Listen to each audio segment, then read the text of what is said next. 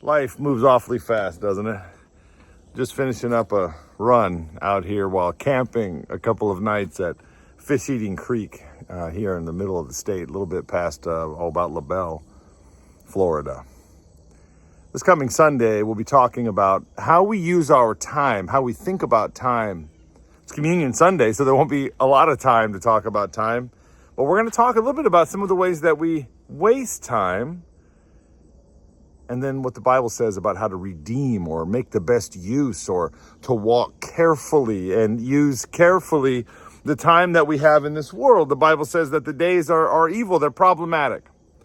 So what we do with our time really does matter, because how we spend our time is how we're worshiping God.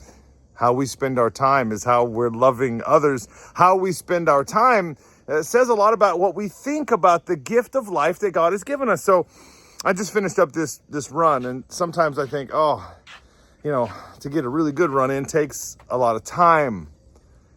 But I have remembered after all of these years of getting back fit that my mind works better, that my body is filled with more energy when I take the time to exercise it properly. I've also found over these years, perhaps you have as well, that you must take time for rest and respite, or else you'll find yourself so sort of, depleted, that then when you go to invest the time. So in other words, if we take time for rest, for respite, for quiet time, listening to the sounds of God's creation, of which we are a part, we're made for this world and this life at present, though our souls long for the eternal presence of that coming eternal kingdom, here we are.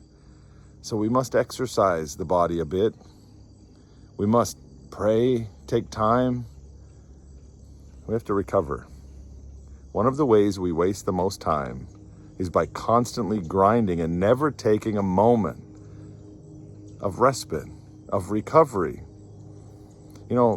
It's true in the physical realm for the body. When you train actively, physically, exercising, you have to also then eat properly and rest properly. That's when the growth occurs in the body and the healing occurs. So it is with the soul, the grind of the experience of life. It must be mitigated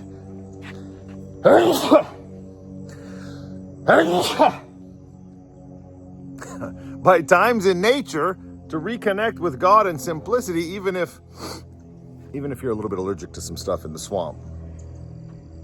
Take a moment. Do a personal time inventory. Are you wasting time by not taking time to care for yourself? Remember that old analogy. When you're on a plane and they tell you, in case of a loss of cabin pressure, put on your mask first, then help others. Why?